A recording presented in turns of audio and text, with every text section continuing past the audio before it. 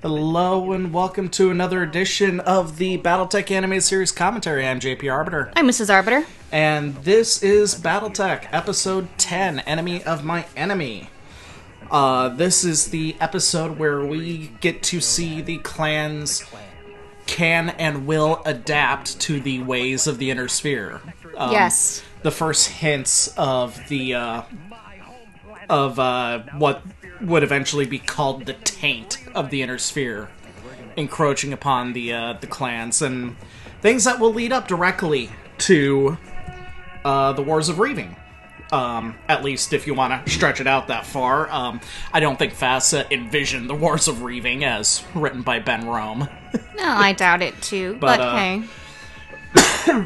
But hey, so...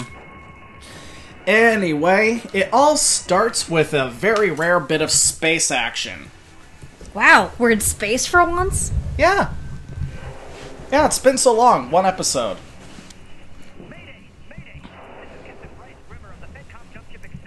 Excelsior! Well, it's better than Excalibur. One of the few... This is like the second time we've seen Bato aerospace fighters. That's... yeah.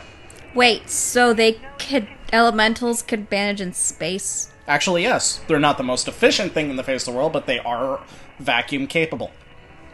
Okay. Okay. Provided that they don't receive a breach. And since elemental battle armor can... Why did those Shylon aerospace fighters still had Draconis Combine markings on them? Animation error. Well.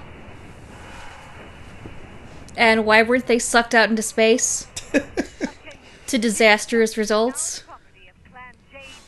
Waving the arms. A good version of Zero G. Yep. And the elemental is going, Heil Malthus! It is interesting. I mean, that's the... Well, back at the ranch. Meanwhile, back at the ranch, Galaxy Commander Flat Top, once again, makes an appearance. Is that a regulation haircut? Mech-grade Flat Top armor. As I was about to say, I find it interesting that it's the old-school Texas battleship rather than the remodeled version that has appeared in later books. I'm not sure at the time of the publishing timeline whether the redrawn warships were available. So, really, you're just firing the frontmost two weapons, not doing a full broadside for here. Well, no one said it made sense. Pytor, Talia. Yes? Teacher. Message from the planet Apollo from Commander Andrew Steiner. My brother? What's he doing on Apollo? He's gathering a resistance movement. He requested reinforcements from the AFFC, but they don't have the troops to spare. So, can I ask a really obvious question? What's that? First off, I love the numbers scrolling across the bottom of the hologram. Why is the hologram standing, but he is in point of fact sitting? That's a good question. And it doesn't show the elementals or anything in the back him, so... Personal loyalty cloud one's debtor to judgment. A warrior must always act for the glory of the entire clan. Is that why you defied Galaxy Commander Chizu and go off on your own? Major Steiner's continued existence is an affront to us all. Zelbergen much? I love his little head weave. The hairstyle is a little funky as it is, too. I know. The magic mullet of Nikolai Malthus. The magic of one-sided mullet. Really? We're going to make it look like we are a competent military unit with an actual briefing. Yes, and then we're going to break that... Has she always had the antenna? Yes. Okay. I never noticed it before. Yeah, she's always had the antenna and the blue spectacles and the iPad strapped to her thigh. And I just noticed how that character has a ton of chest hair that they even show well. Oh, yeah. Yeah, Captain Chest Hair. So let's see here. What are the clever nicknames we have? We have Shorty Steiner Davian. Yes. Captain Chest Hair. Yep. Galaxy Commander Iron Top. Yep. Now, there's no place to land a dropship, which means we have to orbital drop. Do you really want to get booted into the atmosphere inside that contraption? I can do it. Lots of luck, sweetie. Where you gonna find someone fool enough to drive? Really? Wah, wah, wow. This is interesting, though, because first off, the exposition about being unable to communicate is consistent with Battletech canon. The thing that wasn't consistent was the vehicular drop pod, but that got changed thanks to tactical operations. So, haha, it's canon now. That's bad. I haven't done one before you were born. Ah, tech ops. They cannot hear us. Kylie, they can't hear us. We gotta do our jobs and protect them. Destroy them. Simple, but dishonorable. Adam Steiner deserves Simple but dishonorable. Your face is dishonorable! Not thunder. Oh, wow. Well, he wasn't thunderstruck. Oh, Christ. Oh my. I hope those are disposable. The drop pods, they're made to be disposable. I know. I'm joking. Suppose the idea would be if the question would be if they're recyclable or not. No, they're actually... short answer, no. Val, cover Rachel and Cash. Hawk and I will try to hold them off. Computer, initiate enhanced image. Oh, that one again. I fight for the users. Well played. This episode and the ones following it are actually some of the most intense enhanced imaging battles for the entire show. It's like they were saving up for these last few. So It's like the red visors of power. it's also the one or two times in the show where we get to see a three-way battle as indicated by having red, green, and now blue highlights. It looks like a very spacious tank. I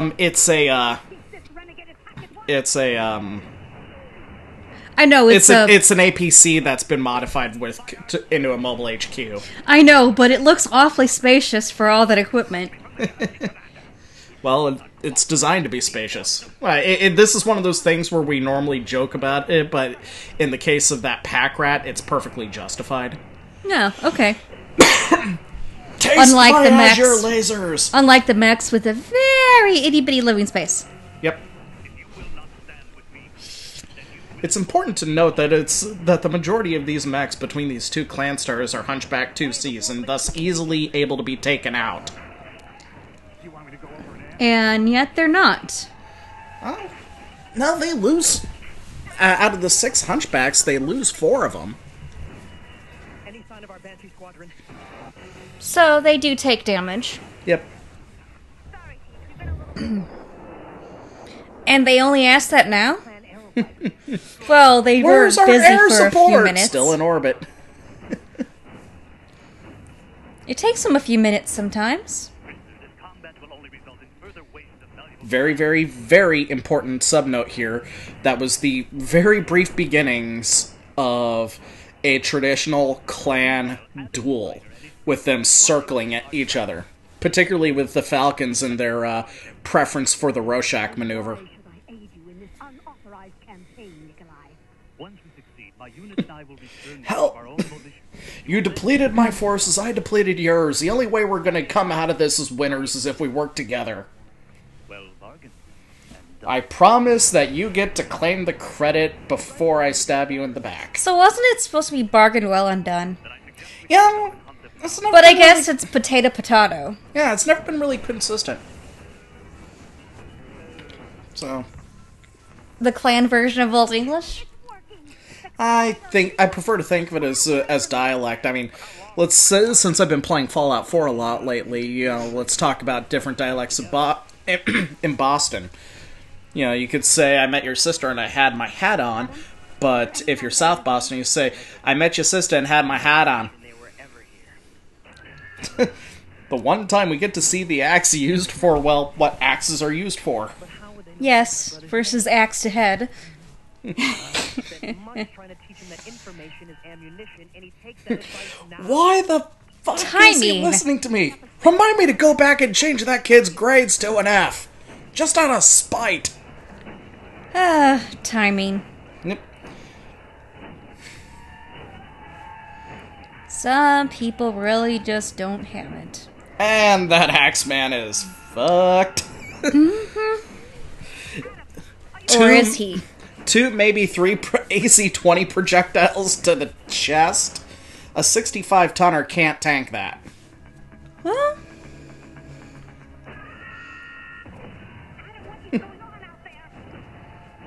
Sorry about that, Rach. Hee hee. well, radio silence has his face. I am running a thermal scan on that hunchback. So if you adjust your targeting vector 7 degrees to the left, you So she's now a targeting computer. Got it. Yep.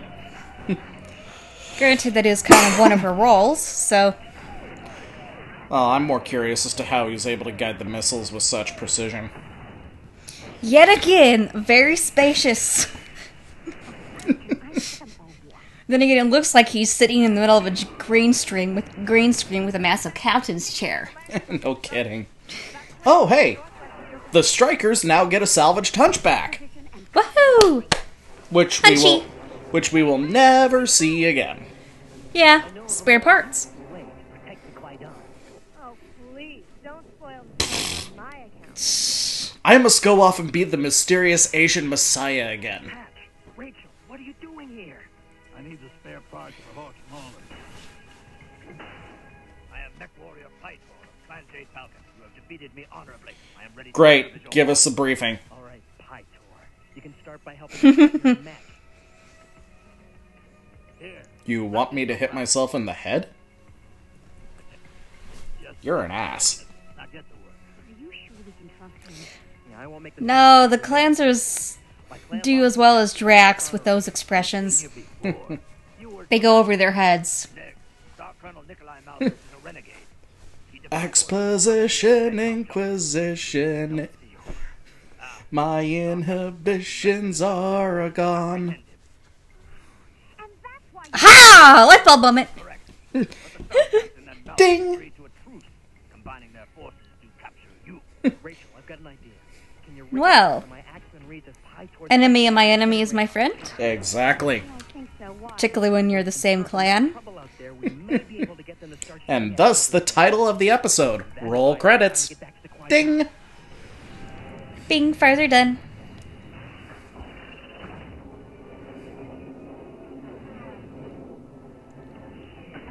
Okay, what is Mysterious Asian Man doing? And why is he flying into a cargo bay like that? That's weird. Okay. So Franklin can operate a battle mech. Is that really a surprise? Cross training and all. Can we just call Franklin Sakamoto Asian Jesus? Pythor, Hunchback. Token Asian is my word for it. Now, here's the thing. Here's the thing. That is clearly long-range missile fire, correct? Correct. So even though the IFF code of what's firing on them is Pytor's mech, they would know that it's a Hunchback 2C that's firing on them with long-range missiles that it just suddenly acquired out in the field. Yeah. No cognitive dissonance there. They're just too pissed off.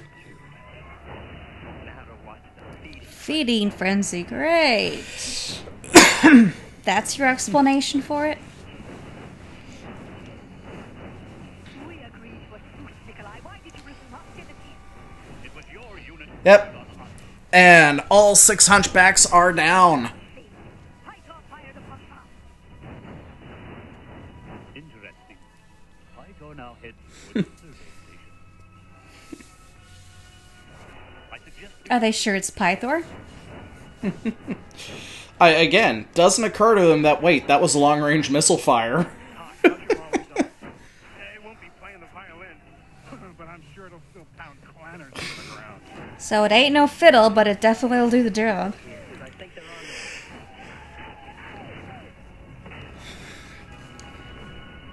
The reference to the violin is an oddity. Well, you know, because the phrase is never play piano again, but... No. Yeah. He'll be all right once his buddies dig Yeah, Oh, they leave him be. really. I mean, just flat out abandon someone that they could probably use. Yep. That's one of the things that irritated me about this show. Why not claim Pytor and his mech? And value him for his age, his experience, and his insight into the clans. I just value him for his information. Yeah, it was a real missed opportunity. Especially with the, okay, we're not gonna blow this like we did with Kristen Redman. I think it was all a matter of time. They didn't have the time to drag someone along on this wild goose chase. Well, I'm talking about production-wise. It would have been a much bigger boon for what was left of... Why are they flying Superman style? Anyway, it's one of those things that bugs me, and... Speaking of bugs, didn't those elementals look like bugs? Yep, and here comes the fly swatter. Indeed. Wait, you can pilot a mech? I'm Asian Jesus! And I can shoot, too! You care to tell us why you kept this talent a secret, Mr. Sakamoto? Up until now, there has been no battle mech for me to pilot. I should know So, this Point. this is right up there with you didn't ask. Pretty much.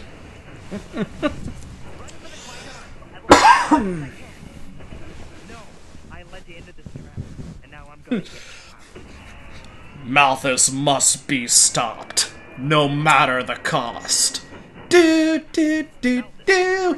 You got the touch. It's me you want, not my... You got the power. 3 against 1 would not be an honorable conquest. Oh, come on, you Oh my. got the guts to come for the prize. You all want me and I've got butter between my butt cheeks. Come on, baby. Oh my, that is a very interesting proposition. So, it's one of those things. How much damage did everyone receive over the course of this episode? Hawk got an arm blown off. And reattached. And reattached. Why does the Axeman look like it has a mullet? I'm more wondering why he didn't take a swipe at someone with that axe as he was passing by. Chop off a leg or an arm, no, something. Hell, axe to the head. It's been known to happen. I know. No! Well, Epic no! And battle mechs cannot swim! better hold your breath. Oh, they're sealed. Yes, but for how long? Indefinitely. Straightforward warriors. And yet they can't, mechs generally can't manage in water. You don't see any water fights. They're rare, because things are better suited for them, but they happen. Interesting. I am so pissed off. And that is episode 10. Great CG combat, some humongous lapses in reason, and something that should have happened that didn't. So, And a lot of trickery. yeah, On all it's- sides. It's one of the better episodes visually. It's one of the not so better episodes in terms of storytelling. So, yeah, so somewhere right in the middle, fitting for the end. Anyway, that's all, kids.